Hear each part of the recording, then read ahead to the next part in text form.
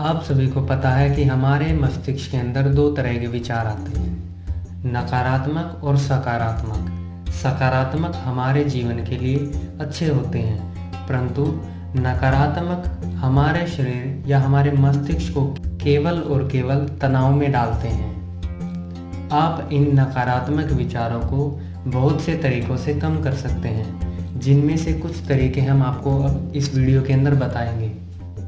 पहला तरीका है मुद्रा, यानी कि आपके बैठने का तरीका। ये आपके विचारों पर बहुत प्रभाव डालता है कि आप किस हिसाब से बैठे हैं, किस आसन में बैठे हैं। हम आपको बता देते हैं कि आप हमेशा सुख आसन में बैठिए। जब आप कभी खाना खाएं या वैसे बैठें तो हमेशा सुख आसन में बैठना चाहिए। दूसरा, ध्यान।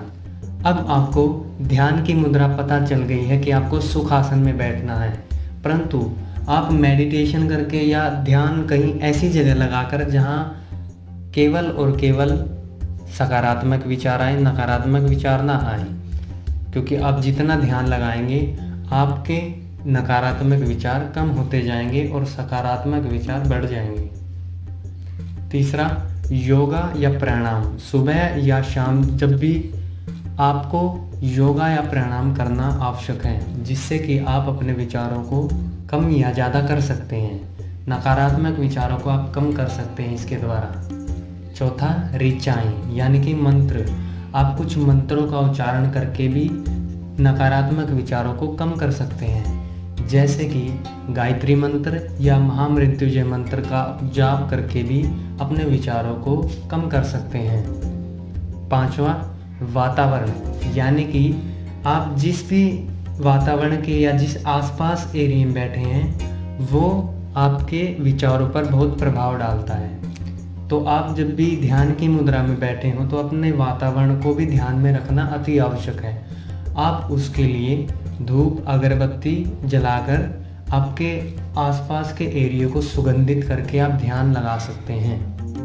हम इन विचारों को कभी भी मिटा नहीं सकते, क्योंकि जब हमारे मस्तिष्क में विचार नहीं होते तब हमें जीवित नहीं मृत घोषित किया जाता है, क्योंकि हमारे विचार ही बताते हैं कि हम जीवित हैं या मृत हैं।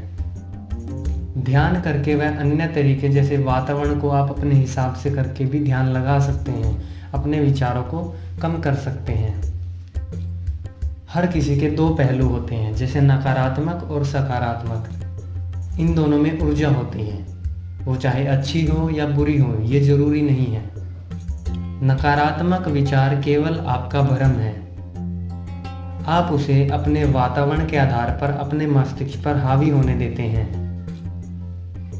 क्या आपने सुना है, जैसी संगत वैसी रंगत। आप जैसे सोचोगे आप वैसा ही बनते जाओगे। आपके विचार आपका भविष्य निर्धारित करते हैं कि आप जो सोच रहे हैं आज वर्तमान में, आप जो सोचोगे भविष्य में वही आपका परिणाम होगा।